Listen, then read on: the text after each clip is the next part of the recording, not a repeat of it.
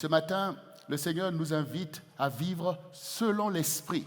C'est ce pourquoi nous nous sommes engagés, c'est ce pourquoi nous avons reçu ce baptême du Saint-Esprit. C'est pour vivre selon l'Esprit, parce que notre monde a besoin des gens qui vivent selon l'Esprit pour servir d'exemple, de témoignage, qui a une autre vie dans la liberté et non pas dans la servitude des œuvres de l'ennemi, du diable qui est venu pour plonger l'humanité dans les ténèbres.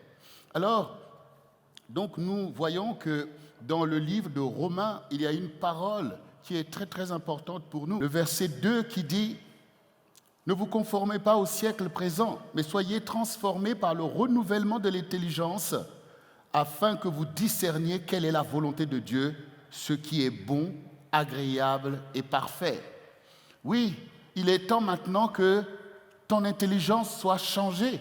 Parce qu'autrefois, tu réfléchissais selon la chair pour accomplir les désirs de la chair et tu connais tous les forfaits que toi-même tu as commis et que comment ta vie a été plongée dans des situations terribles. Et si Dieu ne t'avait conservé la vie, peut-être que tu ne serais même pas là. Et tu as vu aussi la violence et les ravages de l'ennemi qui t'a souvent utilisé comme une arme pour détruire la vie des autres. Mais au travers de ça, le Seigneur se révélait à toi par ce sacrifice, sa bonté, sa compassion. Il ne t'a pas rejeté, il ne t'a pas abandonné, mais il a ouvert un chemin maintenant afin que tu connaisses la vie, que tu connaisses véritablement quel est le plan de Dieu pour toi. Pour que tu puisses rentrer dans ce plan pleinement et vivre ce plan, il y a besoin de réfléchir différemment. Et ça, c'est le rôle de la parole de Dieu pour introduire ce changement en toi. La foi vient de ce que l'on entend, et ce que l'on entend, c'est la parole du Seigneur. Autrefois, tu as entendu la voix du monde et tu as suivi le monde. Maintenant, le temps est venu que tu entendes la voix du Seigneur avec intérêt, avec engagement. Comme autrefois, tu t'engageais dans les choses du monde, même les choses dangereuses. Il est temps maintenant que tu mettes ton zèle dans les choses de Dieu afin que tu sois transfiguré et que la gloire de Dieu soit révélée. Donc, nous voulons véritablement ce renouvellement de l'intelligence parce que désormais, nous voulons discerner la volonté de Dieu, parce que nous voulons la faire. Et nous avons vu que lui-même a donné sa vie pour nous. Donc, il n'a pas hésité, il n'a pas eu une volonté qui nous délaisse.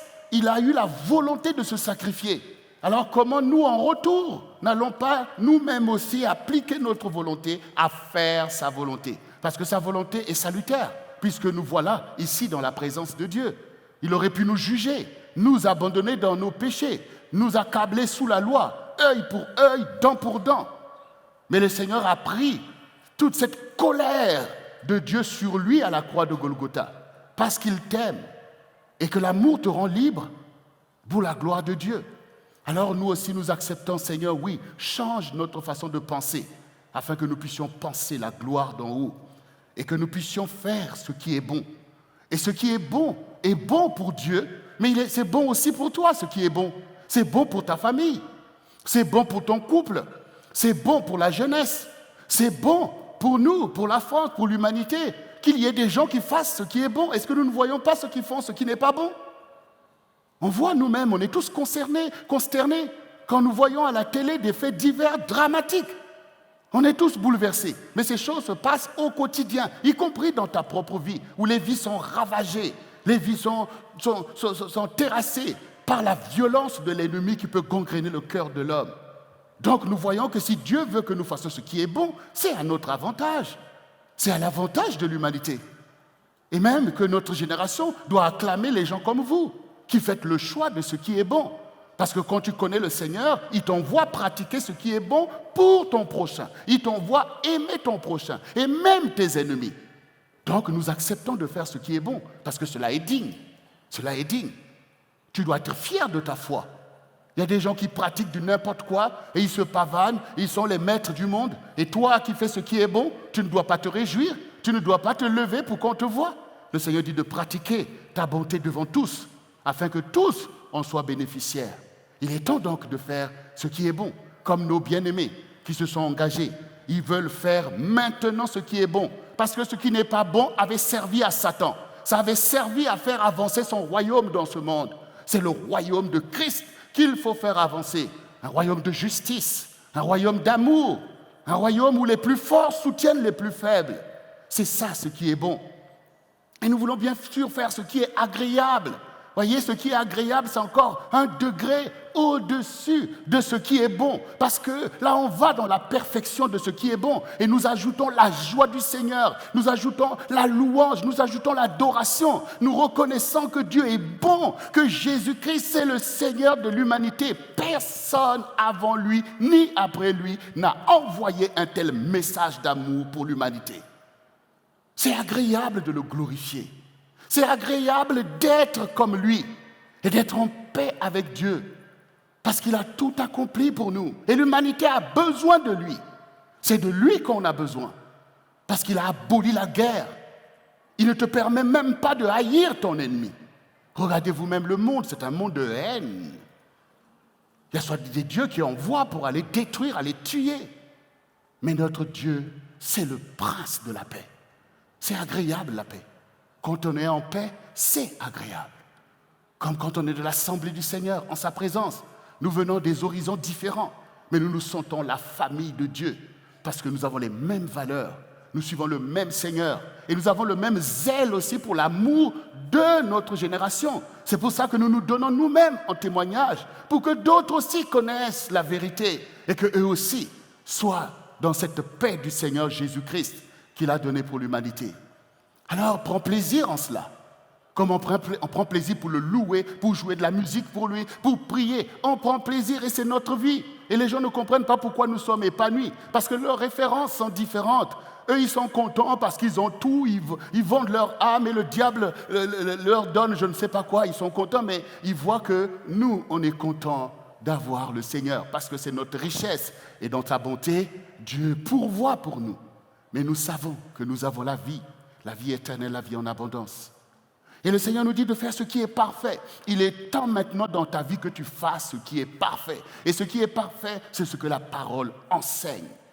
Dans tes rapports, tu peux faire ce qui est parfait vis-à-vis de tes parents. Il faut les honorer, malgré leur vie, malgré même ce qu'ils t'ont fait. Mais c'est parfait que tu sois comme Jésus, qui, au lieu de condamner les coupables, il va les délivrer parce qu'il connaît la puissance et la violence de Satan pour corrompre et manipuler. Alors il va lui-même pour aller relever le challenge. C'est parfait, l'amour est parfait. Toi aussi, maintenant, l'amour doit être parfait en toi. Pas un amour intéressé. Pas un amour intéressé. Pas seulement aimer ceux qui t'aiment. Parce que le Seigneur dit, mais si vous aimez ceux qui vous aiment, quel mérite avez-vous puisque les païens font la même chose? En quoi vous êtes plus que eux? Or, nous devons être plus. Pourquoi? Parce que le Seigneur dit, vous êtes la lumière du monde et le sel de la terre. Donc, il dit, aime ton ennemi. Celui qui t'a fait du mal, ben oui, toi, tu dis du bien de lui. Prie pour ceux qui te persécutent. Ça, c'est parfait. Parce que ça te rend semblable à Jésus-Christ. Parce que lui, il était sur cette croix, au pire de la souffrance. Il aurait pu maudire ceux qui le malmenaient, alors qu'il n'a rien fait. Il a dit, Père, pardonne-leur, car ils ne savent ce qu'ils font. Pardonne, Seigneur. Il est allé intercéder. Voyez que vous devez faire des choses parfaites. Intercéder pour ceux qui vous malmènent, pour que vous soyez parfaits, comme le Seigneur qui fait briller son soleil sur les bons comme sur les méchants. Car le Seigneur dit, soyez saints, car moi, l'Éternel, je suis saint. La sanctification, c'est parfait, parce que cela nous rend semblables à notre Seigneur, qui est notre conducteur et notre chef. Bien-aimés, pour confirmer tout ce que je suis en train de dire dans le livre de Jérémie 23, Jérémie 9 plutôt du verset 23 au verset 26, voici ce qui est écrit. Ainsi parle l'Éternel, que le sage ne se glorifie pas de sa sagesse, que le fort ne se glorifie pas de sa force, que le riche ne se glorifie pas de sa richesse, mais que celui qui veut se glorifier, se glorifie d'avoir de l'intelligence et de me connaître, de savoir que je suis l'Éternel, qui exerce la bonté, le droit et la justice sur la terre. Car c'est à cela que je prends plaisir, dit l'Éternel. Voici les jours viennent, dit l'Éternel, où je châtierai tous les circoncis qui ne le sont pas de cœur. L'Égypte, Juda, Édom, les enfants d'Ammon, Moab, tous ceux qui se rasent le coin de la barbe, ceux qui habitent dans le désert, car toutes les nations sont incirconcis et la maison d'Israël a le cœur incirconcis. Ici, le Seigneur veut véritablement nous inviter à abandonner l'orgueil. L'orgueil, c'est vraiment le caractère du diable, où il vient te monter, t'embrigader pour que tu puisses mépriser la vérité. Les vérités spirituelles sautent à nos yeux. Nous avons entendu nos bien-aimés qui sont venus ici. Ils ont eux-mêmes témoigné dans leur réalité d'avoir reçu que la vérité, c'est de se tourner vers le Seigneur. Il y en a qui ont reçu des songes, des visions. Alors il faut arrêter de se glorifier des choses du monde, parce que le monde est déjà condamné. Ce monde sera détruit. Si tu t'affectionnes à ces choses, tu seras toi-même détruit. Donc il ne faut pas s'enorgueillir des choses du monde. Si Dieu te les donne, bénéficie. Mais il ne faut pas en faire des dieux. Il ne faut pas faire Dieu de ta voiture. Il ne faut pas faire Dieu de ton argent. C'est ce qu'on appelle mammon. C'est Satan qui vient mettre ses convoitises pour que tu puisses adorer les choses qui sont déjà destinées à être péries, pour qu'ainsi tu périsses toi-même, pour te détourner de la vraie adoration de ton Dieu qui a fait ces choses pour sa gloire. Et donc ici, le Seigneur dit, mais si vous voulez vous glorifier, parce que du coup, il sait qu'il y a dans l'homme cette capacité de se glorifier, mais ne vous glorifiez pas pour des mauvaises choses. Ne vous glorifiez pas pour les choses que le diable veut vous détourner de moi, mais glorifie-toi de me connaître et de savoir que je suis Dieu, que je suis celui qui exerce la bonté sur la terre. Nous avons vu le sacrifice de Jésus. Un enfant vous est donné. C'est la bonté de Dieu pour nous.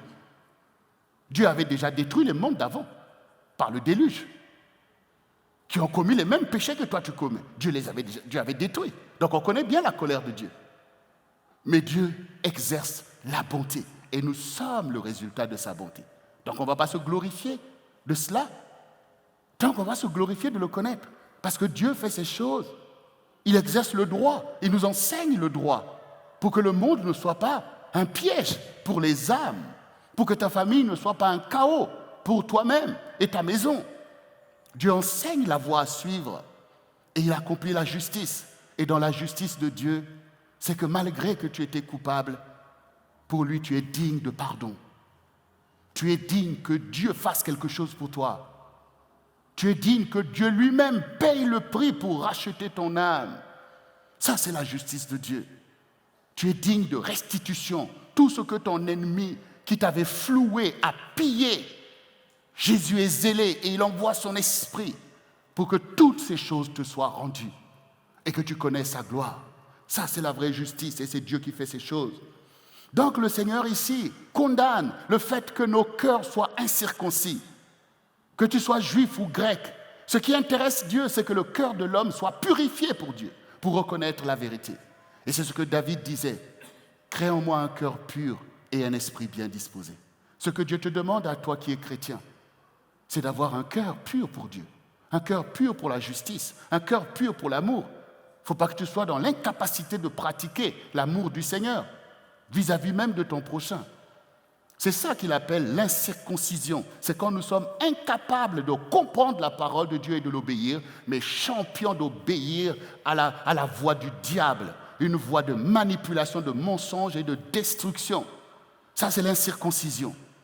Donc le Seigneur n'est pas impressionné que nous soyons religieux, comme même les enfants d'Israël, son propre peuple. Il dit oui, ils sont peut-être circoncis dans la chair, mais dans le cœur, ils ne le sont pas. Et nous connaissons tout le chaos aussi de l'histoire d'Israël avec son Dieu, même si nous savons que c'est eux qui ont le vrai Dieu, et que ce vrai Dieu s'est tourné vers nous. Et il est venu pour nous sanctifier, afin de nous rassembler à Israël au temps convenable. Donc voyez, Dieu, ce qu'il cherche, ce n'est pas l'apparence, c'est un cœur pur qui confesse la vérité, qui reconnaît la gloire de Dieu, que Dieu aime l'humanité et qu'il a lui-même payé pour cela, et que Jésus, c'est Dieu, parce que c'est Emmanuel, Dieu parmi nous. Dieu est un Dieu de loin, mais il est aussi un Dieu de près, parce qu'il est venu jusqu'à toi pour te montrer que tu as été créé à son image et à sa ressemblance. Donc nous voyons cela. Et nous voulons avancer avec le Seigneur. Et c'est pour ça que le Seigneur, parlant à Nicodème, qui est pourtant un professeur de la loi, comme tu peux être aussi religieux à citer les versets. Mais quand il est venu voir le Seigneur, parce qu'il a vu, mais maître, nous savons que tu es un docteur qui vient de Dieu. Parce que personne ne peut faire les choses que tu fais si Dieu n'est pas avec lui. Donc il voyait la différence entre lui, docteur d'Israël, docteur de la loi, et Jésus-Christ, que Dieu agrée et qui fait des prodiges et des miracles. Et donc il est venu le voir. Et le Seigneur lui a répondu directement. Dans Jean 3, du verset 3 au verset 8, Jésus lui dit, en vérité, je te le dis, si un homme ne naît de nouveau, il ne peut voir le royaume de Dieu. Nicodème lui répondit, comment un homme peut-il naître quand il est vieux? Peut-il rentrer dans le sein de sa mère et naître? Jésus lui répondit, en vérité, je te le dis, si un homme ne naît d'eau et d'esprit, il ne peut entrer dans le royaume de Dieu. Ce qui est né de la chair est chair, et ce qui est né de l'esprit est esprit. Ne t'étonne pas que je t'ai dit, il faut que vous naissiez de nouveau.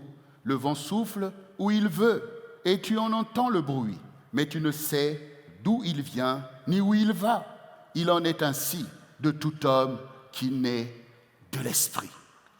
Ce matin, nous avons vu les bien-aimés qui ont compris que oui, je vis, oui, je suis là, je fais ce que je veux.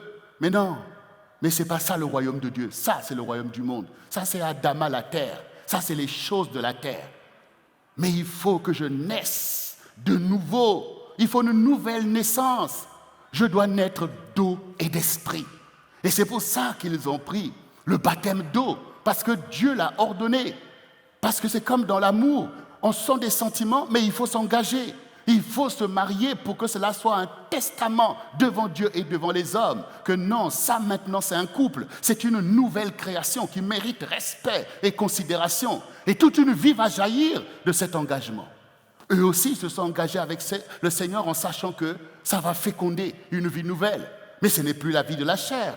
Ce n'est pas la vie des mensonges et de tous les forfaits, mais c'est la vie de l'esprit. Ils sont maintenant disponibles à expérimenter les choses avec Dieu, ce qu'ils lisent, ce qu'ils entendent. Il est temps maintenant que le Saint-Esprit soit leur compagnon, que le Saint-Esprit se révèle à eux, révèle le plan de Dieu pour eux. Il est temps qu'eux aussi réalisent leurs appels, leur ministère, pour un jour aussi se mettre ici, non pas pour dire le témoignage que je m'engage avec Jésus, mais pour servir le peuple de Dieu. C'est ça, la vie, maintenant, que donne la naissance nouvelle. Et quand tu es né de nouveau, tu es comme le vent. Le vent souffle selon sa volonté ou selon la volonté de Dieu. Personne ne contrôle le vent. Tu l'entends, tu es exposé à cela, mais tu ne sais pas d'où vient le vent. Tu ne sais pas où va le vent. Mais quand tu es né de nouveau, Satan perd tes références. Il n'arrive plus à te contrôler, parce qu'avant, il te contrôlait. Il contrôlait tes pensées. Il sait comment tu réagissais. Il sait comment tu regardes. Il connaît ta mentalité. Il connaît ta culture. Mais quand maintenant tu es conduit par l'esprit, comment il va maîtriser ça? Il ne peut plus maîtriser ça. Quand il va te mettre une peau de banane, tu ne vas pas glisser dessus. Quand il va envoyer des gens pour venir chercher les conflits, il est complètement dérouté parce que tu ne réagis plus par la chair. Tu ne réagis plus. Maintenant, tu dis une parole, c'est une parole de sagesse. Boum, tes ennemis sont complètement KO. Satan est dérouté. Il dit, mais d'où il vient? Mais il va où?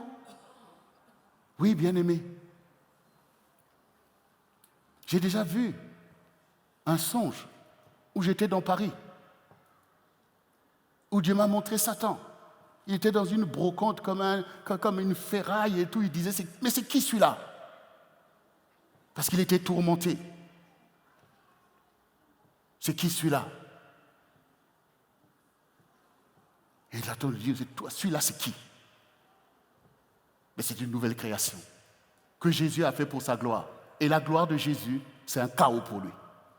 C'est un ravage pour son royaume. Naître d'eau et d'esprit. Il faut que tu naisses d'eau et d'esprit afin que tu puisses faire la volonté de Dieu, afin que tu puisses accomplir ta destinée. Tu as une grande destinée. Comme tu le vois dans la Bible, David avait une grande destinée, même s'il était méprisé un peu de son père. Mais c'est lui qui avait la destinée de sauver sa famille et de sauver tout Israël. Toi aussi, tu es jeune, comme on a entendu des jeunes ici.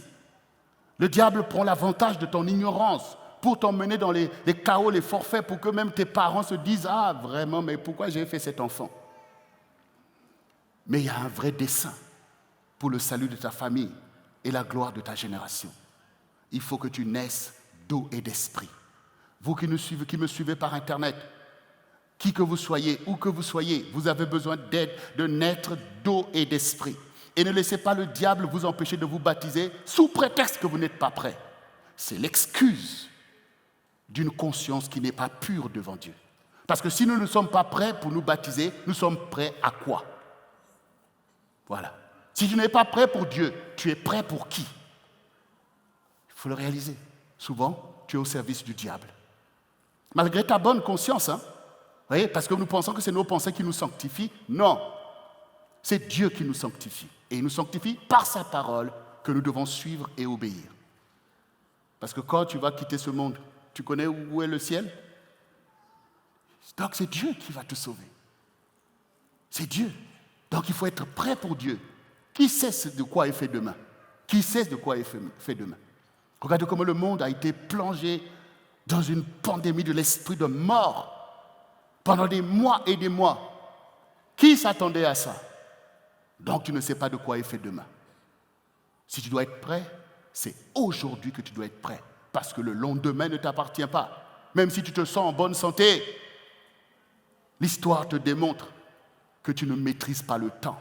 Alors, selon le temps que Dieu t'a donné, prends des bonnes décisions. Parce que les bonnes décisions vont te sauver. Comme la décision d'obéir à la parole du Seigneur Jésus-Christ afin de naître d'eau et d'esprit. Donc, ce que Dieu veut pour nous, c'est que nous puissions suivre effectivement l'Esprit qui prend maintenant en charge de nous conduire. Et c'est ce que nous voyons toujours dans Romains 8. Et je vous invite vraiment à méditer ce chapitre parce qu'il est très très riche d'enseignements par rapport à la vie de Dieu que vous avez embrassée, par rapport au baptême du Saint-Esprit. Dans Romains 8, vous avez toutes les clés nécessaires pour maintenant connaître qui est le Saint-Esprit, qu'est-ce que le Saint-Esprit va faire dans votre quotidien pour vous emmener véritablement dans la gloire de Dieu que vous avez choisie.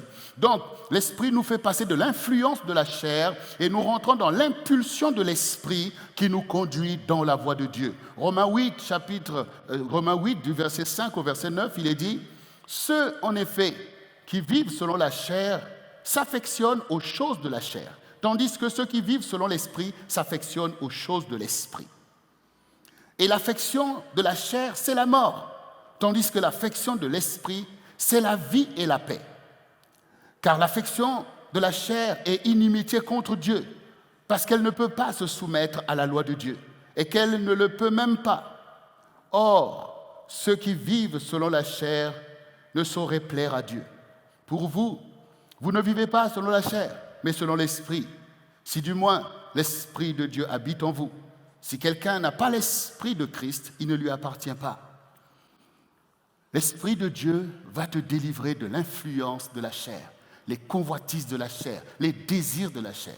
Parce que l'Esprit va faire un travail spirituel en toi. Il va t'emmener vers la prière, des jeûnes. Toutes ces choses vont reléguer la chair en seconde position alors que l'Esprit va prévaloir. Parce que l'Esprit s'affectionne aux choses de l'Esprit. L'Esprit ne mange pas toute cette nourriture que tu te gaves jusqu'à tomber raide mort pendant que tu dors, parce que tu es complètement assoupi. L'Esprit, lui, veut au contraire respirer. L'Esprit cherche la prière, la parole de Dieu, les jeûnes, pour prévaloir et accomplir la volonté de Dieu. C'est le Saint-Esprit qui va t'aider à cela, pour que toi aussi tu puisses expérimenter ce qu'expérimentent les disciples de Jésus-Christ, et ne pas rester seulement dans la religiosité et subir l'esprit de mort. Et nous voyons ici, puisque maintenant, nous voulons plaire à Dieu. Par la chair, nous ne pouvons pas. Nos raisonnements, toutes ces choses, nous ne pouvons pas. C'est par l'Esprit que nous pouvons lui plaire, parce que nous voulons ressembler au Seigneur. Par l'Esprit, nous allons garder le silence. Quand il y a du brouhaha, par l'Esprit, nous allons obéir tout simplement à la parole de Dieu pour faire du bien à ceux qui nous ont fait du mal. Et cela va plaire à Dieu, parce que ça lui ressemble, ces choses. Parce que tu vas être comme lui, donc tu communies avec lui. Comme on l'a dit, la communion du Saint-Esprit, c'est de faire ce que fait Dieu. C'est ça en fait. Donc c'est comme ça qu'on peut plaire au Seigneur, notre Dieu. Parce que l'Esprit de Dieu habite en nous.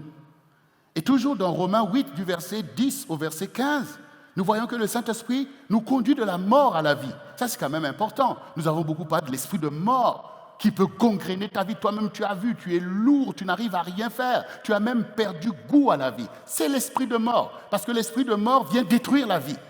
Et tu vois toi-même que tu abandonnes même des bons projets. Tu n'as pas envie de faire telle chose, tu n'as pas envie. Et donc, c'est l'esprit de mort qui fait ça, pour te piller. Et ça conduit même à la mort de beaucoup, des suicides, toutes ces choses.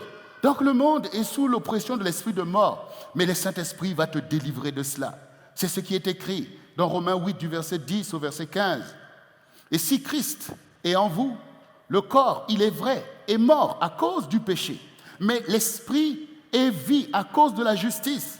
Et si l'esprit de celui qui a ressuscité Jésus d'entre les morts habite en vous, celui qui a ressuscité Jésus d'entre les morts rendra aussi vie à vos corps mortels par son esprit qui habite en vous. Ainsi donc, frères, nous ne sommes point redevables à la chair pour vivre selon la chair. Si vous vivez selon la chair, vous mourrez. Mais si par l'esprit vous faites mourir les actions du corps, vous vivrez. Car tous ceux qui sont conduits par l'Esprit de Dieu sont fils de Dieu. Et vous n'avez pas reçu un esprit de servitude pour être encore dans la crainte, mais vous avez reçu un esprit d'adoption par lequel nous crions « Abba, Père ». Donc nous voyons que quand le Saint-Esprit vient dans ta vie, il va commencer à allumer un feu qui va tuer les actions de la chair, le mensonge, la dissimulation, l'impudicité, tout ça, cette semence que le diable a mis, qui te motivait. La chair va prendre des coups pour que tu ne puisses plus être manipulé par ces choses et être sous la servitude de l'ennemi. Parce qu'avant, tu avais le vouloir, tu voulais bien faire, mais tu n'avais pas le pouvoir. Mais le Saint-Esprit te donne le pouvoir de crucifier la chair pour dire non, je n'obéis pas à cette impulsion de mensonge, mais j'obéis à l'impulsion de l'Esprit qui me donne d'aimer mon prochain comme moi-même, de faire ce qui est utile aussi à la vie de mon prochain. Il me donne d'obéir à Dieu comme lui-même est allé jusqu'à la croix. Moi aussi, je peux souffrir pour la justice de Dieu. Moi aussi, je peux souffrir pour que ma famille avance. Moi aussi, je peux souffrir pour porter le peuple de Dieu vers la gloire de Dieu. Voyez? Donc, c'est le Saint-Esprit qui va faire ces choses avec vous au quotidien. Quand même, tu vas tomber, il va te dire, relève-toi, prie, jeûne. Et toi aussi, tu vas rentrer véritablement dans cette victoire pour dire, je suis vraiment une nouvelle création. Avant, j'étais dans des addictions terribles. Mais aujourd'hui, je suis dans la paix, dans la gloire de Dieu. Aujourd'hui, j'encourage les autres à sortir de cet enfer. Parce que le Saint-Esprit est avec toi. C'est ce que tu as besoin, c'est l'Esprit de Dieu qui va te convaincre de pécher. Vous savez, la première des choses pour se repentir, c'est la conviction de péché. Or, souvent, tu as une conscience corrompue. Tu pêches et tu trouves que, oh non, c'est pas grave. Comme disait notre sœur ici, il dit on banalise le péché. Et la jeunesse est prise par ce piège-là, de dire c'est pas grave. Parce que tu vois des gens, il y a des gens qui tuent des gens, mais moi, je n'ai fait quoi? Bon, j'ai seulement forniqué, j'ai regardé la pornographie, mais tu te souilles. Ce sont les œuvres du diable et ça va t'emmener dans des dérives. Tu croiras que la femme est l'objet de tes fantasmes. Et ça va causer des dégâts. Tu vas aller détruire les cœurs de beaucoup de jeunes filles. Il y en a même qui vont se suicider. Et tu trouves que ce n'est pas grave. Tu trouves que ce n'est pas grave. Alors que Dieu te dit, aime ton prochain comme toi-même. Les fiançailles, c'est pour qui? Le mariage, c'est pour qui? Et quand le mariage manque dans la société, il n'y a plus de mariage, et puis on va inventer toutes sortes de mariages, de substitutions, et on s'écarte tous de la parole de Dieu. Et vous croyez que c'est quoi? La gloire de Dieu va éclater. Mais pour ça, il faut que les gens acceptent la conviction de péché. Le Saint-Esprit te convainc de péché. Même dans les moindres choses, il dit, ce n'est pas bien. Et donc, du coup, tu es obligé de te repentir. Même les choses que tu pensais que ce n'est pas le péché, tu commences à te repentir. Parce que le péché a une racine. Ça commence comme ça. Quand vous voyez quelqu'un qui est drogué, vous savez comment ça a commencé? Ça a commencé, ben voilà, on boite, les autres fument, et puis toi tu dis, oh, mais moi je ne suis pas à la mode. Les autres fument, et ben boum, toi aussi, allez, fou, tu fumes, hein, tu vois les filles, regardez, et ben tout ça. Et puis après, la cigarette ne suffit pas. Et ben un peu de poudre, un peu de ceci, et puis boum, c'est parti. Le péché, c'est la même chose. Ça te dit, non, c'est pas grave ça. Regardez la pornographie, c'est pas grave, mais ça va enchaîner avec la masturbation. et avec la fornication. Et même quand tu seras marié, l'esprit d'adultère va être là. Tant que vous voyez vous-même. Mais au début, déjà, l'esprit te convainc de péché. Même les jeunes se repentent en fait. Ils se repentent. Pasteur, voilà, je suis désolé, je suis tombé dans la pornographie, la masturbation et tout. Ils se repentent, on prie. Et puis la personne retrouve en fait sa vie avec Dieu. C'est ce que le Seigneur attend de son peuple. Vous êtes la lumière du monde. Satan est celui qui emmène la pollution humaine pour gangréner les rapports dans la famille, dans la société. La famille ploie dans des choses terribles. Les enfants qui naissent, ils ne sont pas en sécurité, ils sont à toucher, violés. C'est ce que le diable fait. Il faut que Dieu te donne la conviction de péché pour dire non, c'est un grave péché. Non, je ne veux pas faire ces choses. Mais tu vas être là au contraire pour être la lumière, pour dénoncer les choses mauvaises que tu vois même dans ta propre famille. Et puis maintenant, nous tous, on attend quand quelqu'un va écrire un livre, la famille grandit, c'est maintenant tout le monde. Mais ça se passe là dans le quotidien, y compris dans des familles chrétiennes. Il faut recevoir l'amour de la vérité. Il faut dénoncer toutes ces ténèbres du diable parce que ce sont des vies qui sont ravagées. Beaucoup de personnes ayant grandi avec tout ça deviennent dans l'incapacité de bâtir une vraie relation, même dans le couple, même dans la famille. Ce sont des choses graves que le diable fait. Il faut que tu reçoives la conviction de péché pour renoncer à ces choses. Parce que quand tu y renonces, même dans ta famille, tu vas être la lumière pour stopper l'élan de l'ennemi. Mais la gloire de Dieu va avancer. Donc nous voyons, bien-aimé, ce que le Saint-Esprit va faire. Maintenant que tu es baptisé du Saint-Esprit, le Saint-Esprit du Seigneur va véritablement se glorifier et va guérir, va faire une restitution. Dieu est capable de délivrer de tout ça. Il est capable de guérir les cœurs. Il est capable de révéler la gloire et de réconcilier même la famille, de réconcilier le peuple de Dieu. Parce que personne n'est abandonné dans sa vie d'avant. Dieu est là pour nous donner la vie nouvelle. C'est ce que disait une sœur ici. Il y a ce qu'on était, mais il y a surtout ce qu'on doit devenir. Parce que le Seigneur dit, la fin d'une chose vaut mieux que son commencement. Dans le commencement, tu étais ignorant, ton ennemi avait pris avantage. Mais à la fin, c'est toi qui le renverse et qui glorifie le Seigneur. Parce qu'un sacrifice a été posé par celui qui t'aime. Je vous ai dit qu'il faut méditer le Romains 8 et du verset 16 au verset 21. L'Esprit témoigne que nous sommes enfants de Dieu. Malgré tes péchés passés, mais c'est le Saint-Esprit qui va témoigner que tu es enfant de Dieu parce que Satan veut vouloir continuer à t'accuser. L'Esprit lui-même rend témoignage à notre esprit que nous sommes enfants de Dieu. Or, si nous sommes enfants, nous sommes aussi héritiers, héritiers de Dieu, co-héritiers de Christ. Si toutefois nous souffrons avec lui afin d'être glorifiés avec lui, j'estime que les souffrances du temps présent ne sauraient être comparées à la gloire à venir qui sera révélée pour nous. Aussi la création attend-elle avec un ardent désir la révélation des fils de Dieu, car la création a été soumise à la vanité, non de son gré, mais à cause de celui qui l'y a soumis, avec l'espérance qu'elle aussi sera affranchie de la servitude de la corruption pour avoir part à la liberté de la gloire des enfants de Dieu. C'est l'Esprit qui dit que tu es enfant de Dieu. C'est le Saint-Esprit. Malgré ton passé, tu as le témoignage que Dieu est avec toi. Parce que les gens ne vont pas forcément croire dans ta conversion. Il y en a qui vont continuer à venir t'accuser ou te rappeler des choses. Mais toi-même qui as reçu le Saint-Esprit, tu sais que je suis enfant de Dieu. Parce que le Saint-Esprit témoigne ces choses. Tu vois que tu es avec le Seigneur. Tu vois que Dieu t'encourage. C'est important, c'est ce qu'on appelle l'assurance du salut. Et je peux te dire que beaucoup de croyants n'ont pas l'assurance du salut. Quand vous demandez même à d'autres fois, ils vont vous dire « Oh, je ne sais pas si à la fin Dieu va me prendre ou pas. » Parce qu'ils n'ont pas l'assurance du salut. Pourquoi? Mais parce qu'ils n'ont pas le Saint-Esprit. Il n'y a que le Saint-Esprit qui témoigne de la volonté de Dieu en toi, qui te parle, qui t'encourage, et tu sais que tu marches en communion avec lui. Et vous savez qu'est-ce que le Saint-Esprit a été envoyé faire? Il a été envoyé pour nous sanctifier au nom de Jésus, de nous enseigner la voie que nous allons suivre, mais comme je l'ai déjà dit, pour nous préparer comme des vierges sages à la rencontre de l'époux. C'est ça, bien-aimés. Quand Jésus va revenir, vous croyez que c'est tous les croyants qui vont monter? Pas du tout. Ceux qui ne le connaissent pas ne vont pas monter. Par quel esprit ils vont monter? Le Saint-Esprit, l'esprit de vérité que le monde ne peut pas recevoir. Mais vous le recevez parce que vous le connaissez. C'est pour ça que j'ai insisté pour vous montrer que pour recevoir le Saint-Esprit, il faut aimer le Seigneur. Parce que le Saint-Esprit vient pour l'épouse de Jésus. Le Saint-Esprit vient pour la fiancée.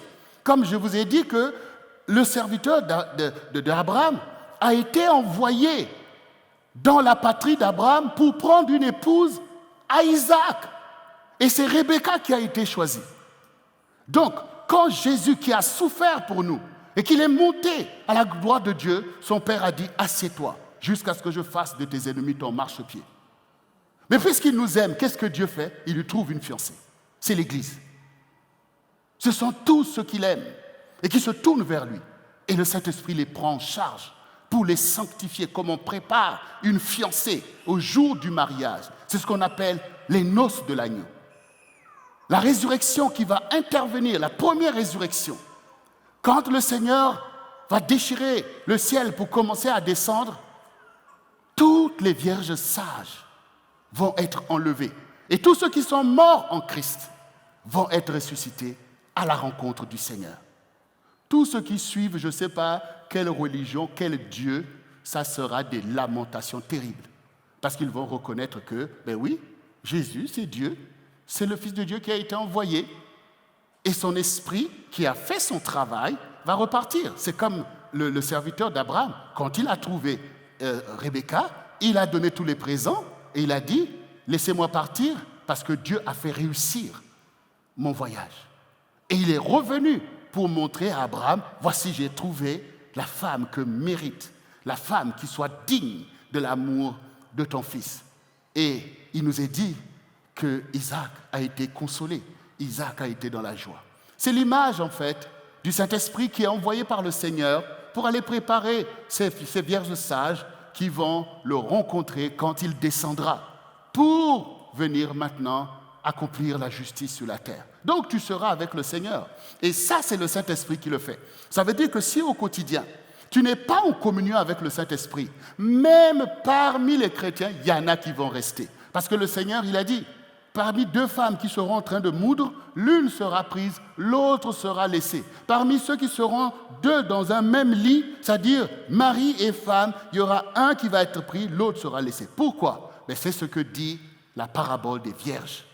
10 vierges, 5 ont été enlevées, 5 sages et 5 folles sont restées. C'est ceux qui n'écoutent pas l'enseignement. C'est ceux qui marchent par les choses de la chair, si tu veux les distraire, parce que le diable fait une distraction. Et tu es là, au lieu de te concentrer sur la volonté de l'époux, au lieu de chercher le Saint-Esprit. Mais il y en a beaucoup qui ne veulent pas le Saint-Esprit, parce que c'est exigeant tout ça. Il y en a qui ne veulent pas la sanctification, qui sont encore dans l'affection de la chair. Ils trouvent un intérêt à l'hypocrisie. Le dimanche, on prend une position comme des icônes. Et au quotidien, on trafique avec Satan. Ce sont des vierges folles. Ça veut dire que tu crois aussi en Jésus, mais tu n'entreras pas, parce que l'esprit ne va pas pouvoir t'enlever, parce que tu es trop charnel. Et c'est ce que Dieu montre à certains d'entre vous. Voilà, j'ai vu les autres étaient enlevés, moi j'étais là. C'est que Dieu veut te dire, il faut s'affectionner au Saint-Esprit. Il faut marcher avec l'Esprit, parce que l'Esprit va venir te oindre. Déjà, ceux qui sont en communion avec l'Esprit, c'est ce que j'ai dit, parfois tu vois toi-même que tu es comme un apesanteur. Parfois tu vois que tu es comme Charles Pasquet. Vous voyez, comme quand ils sont en apesanteur, tu es en train de flotter. Mais en fait, l'Esprit est déjà en train de te montrer comment, en fait, il va emmener ton esprit, il va emmener ton âme et il va aussi emmener ton corps au jour de la résurrection. L'Esprit te montre, en fait, parce qu'il te décolle des réalités d'en bas. Parce que du coup, tu es assis avec le Seigneur dans le lieu céleste. Il faut expérimenter ces choses. Ça dit que l'Esprit vient te oindre. Le Saint-Esprit va te oindre. Et au moment fixé, boum, l'Esprit te connaît et t'enlève. Même si tu es mort, paf, il va aller ressusciter ton corps pour aller à la rencontre du Seigneur. Ça s'accomplit, ça se travaille. C'est parce que les autres qui ne seront pas les vierges sages, ils resteront morts et ils seront ressuscités pour le jugement. Et c'est grave en fait. C'est grave. C'est grave. D'autres, ils vont devoir passer par la grande tribulation. C'est-à-dire que le salut va être compliqué. Il va falloir se battre parce que le Satan va prendre le contrôle avec l'antéchrist pour faire baver ceux qui se tournent vers Jésus. Parce que lui, il se prend pour Dieu. Il se prend pour le vrai Christ. C'est ce qu'on appelle antéchrist. Mais pendant ce temps, les saints qui sont déjà avec le Seigneur et avec les anges, on est en train de préparer le débarquement de Jésus sur la terre.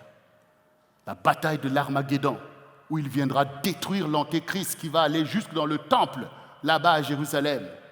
Et là, les Israélites vont voir que finalement, le vrai Christ, c'est celui que nous avons crucifié.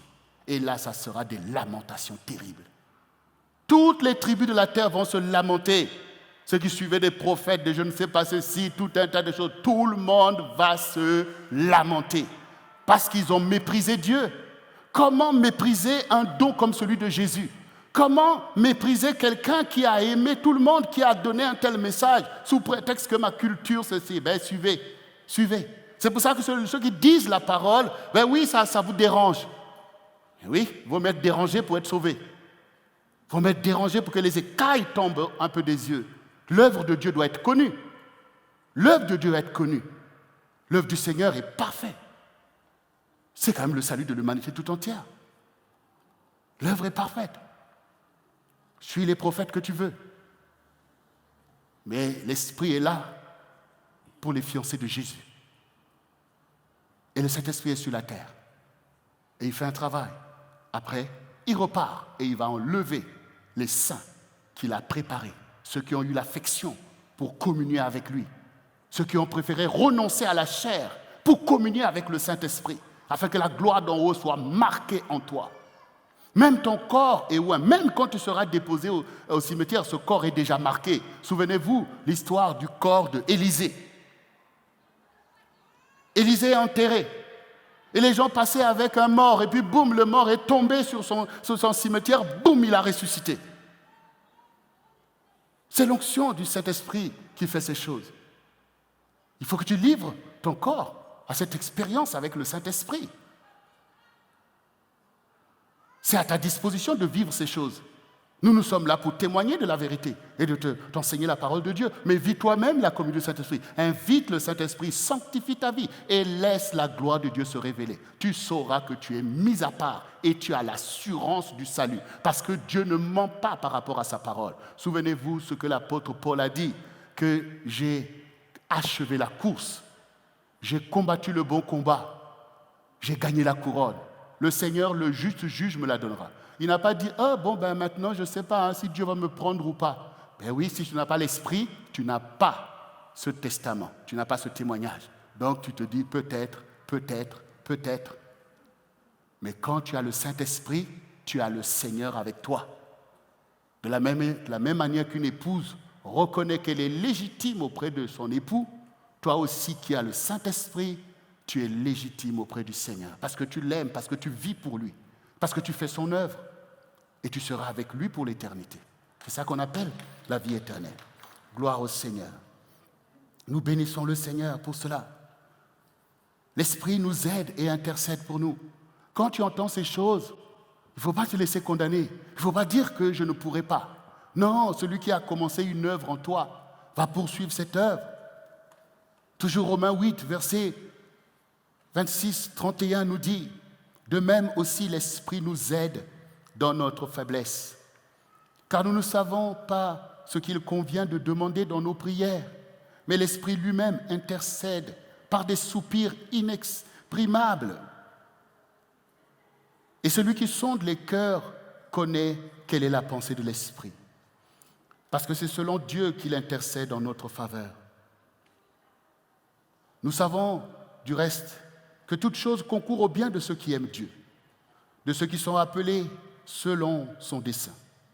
Car ceux qu'il a connus d'avance, il les a aussi prédestinés à être semblables à l'image de son Fils, afin que le Fils fût le premier-né d'entre plusieurs frères. Et ceux qu'il a prédestinés, il les a aussi appelés. Et ceux qu'il a appelés, il les a aussi justifiés. Et ceux qu'il a justifiés, il les a aussi glorifiés. Que dirons-nous donc à l'égard de ces choses? Si Dieu est pour nous, qui sera contre nous? L'Esprit va intercéder pour toi. L'Esprit intercède parce qu'il t'aide dans ta faiblesse. Quand tu dors, tu vois que le Saint-Esprit est actif pour intercéder, pour que tu avances, pour que tu grandisses spirituellement. C'est pour ça qu'il faut que tu communies avec le Saint-Esprit. Il faut que tu dises, Saint-Esprit, viens. Saint-Esprit, aide-moi. Saint-Esprit, intercède pour moi auprès du Seigneur. Saint-Esprit, libère-moi. Il a été envoyé pour te conduire dans toute la vérité. Donc ne considère plus l'Esprit comme un truc, je ne sais pas c'est quoi, où tu ne peux même pas prononcer son nom. Je vous ai dit que l'Esprit est une personne, le Saint-Esprit est une personne, c'est le consolateur. C'est celui qui est là pour t'équiper. C'est l'Esprit du Seigneur Jésus. C'est celui qui oint l'Église.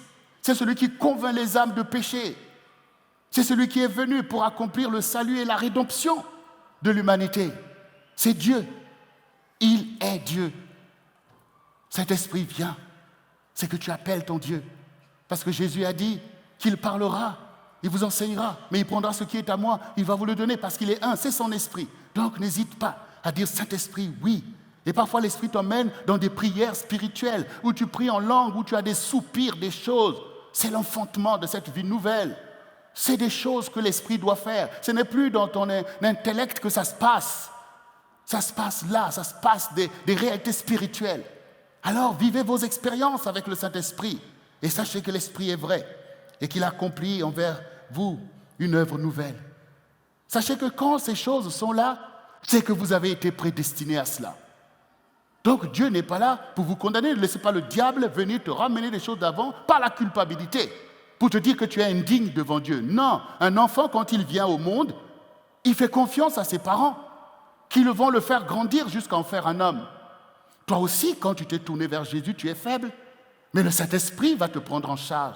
Il va t'enseigner, il va t'encourager, il va exercer tes mains au combat et tes doigts à la bataille. Il va t'apprendre à prier, à prendre autorité. Et dans 2 matins, quand tu seras ici, à la place où je suis pour enseigner le peuple de Dieu, tout le monde va penser que tu es descendu du ciel.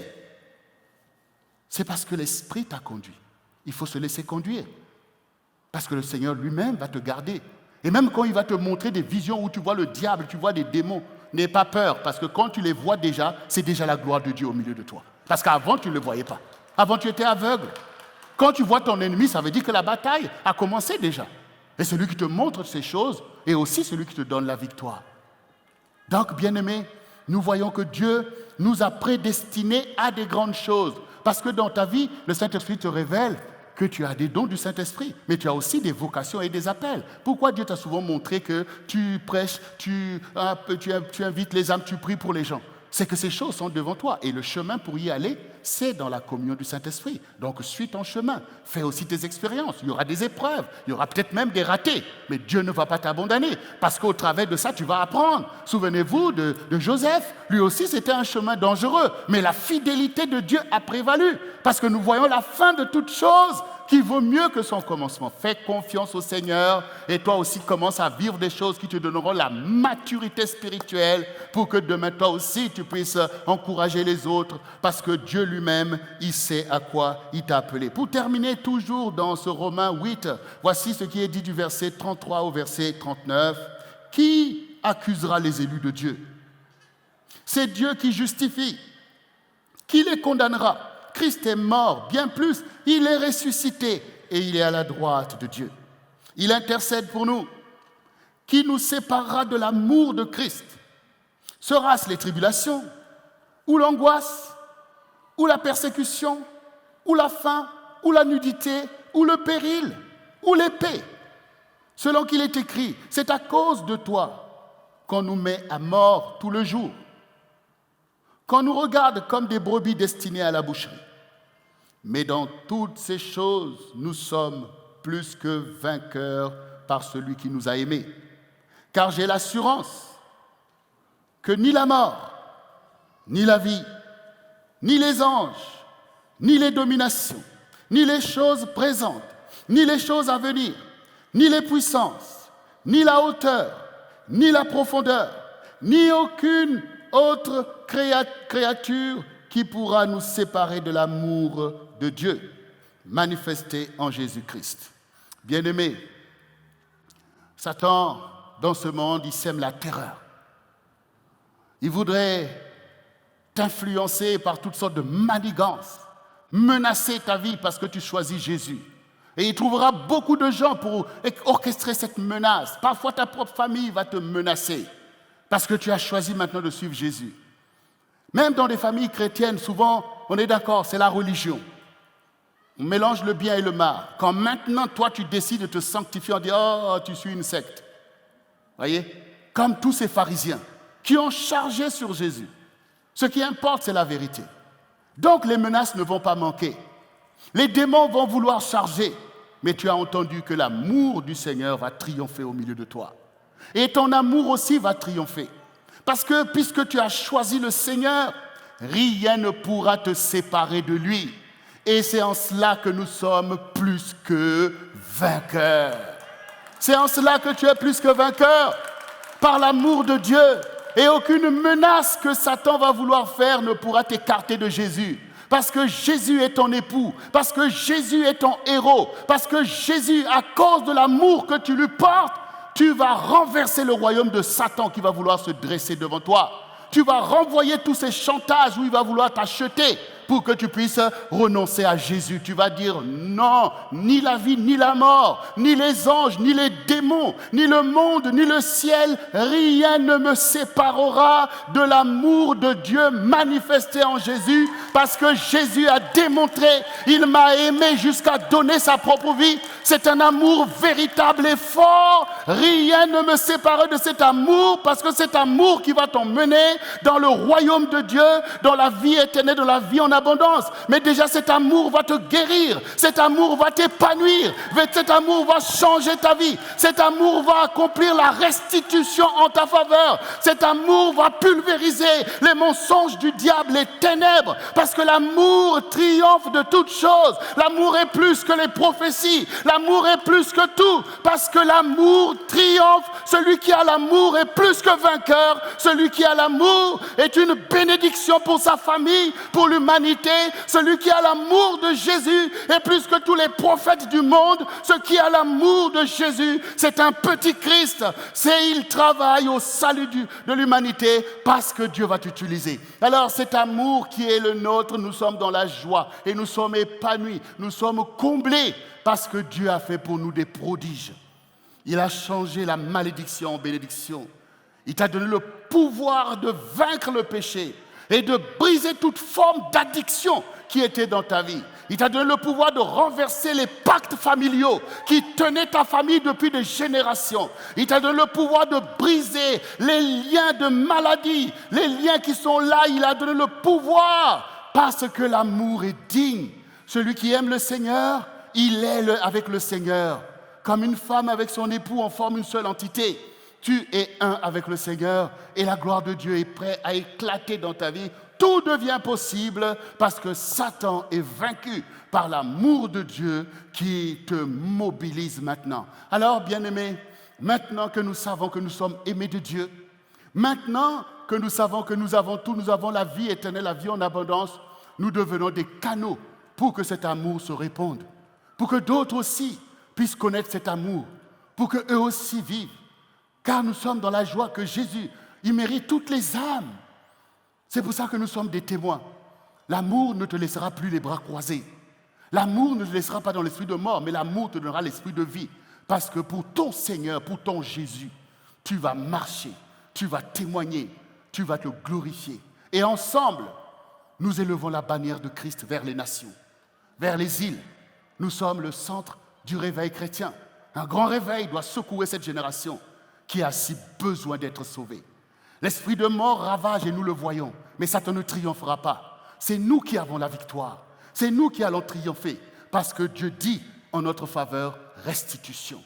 Nous allons vivre la restitution de nos familles, la restitution du mariage, la restitution du peuple de Dieu, la restitution du centre du réveil chrétien et la restitution des âmes au Seigneur Jésus.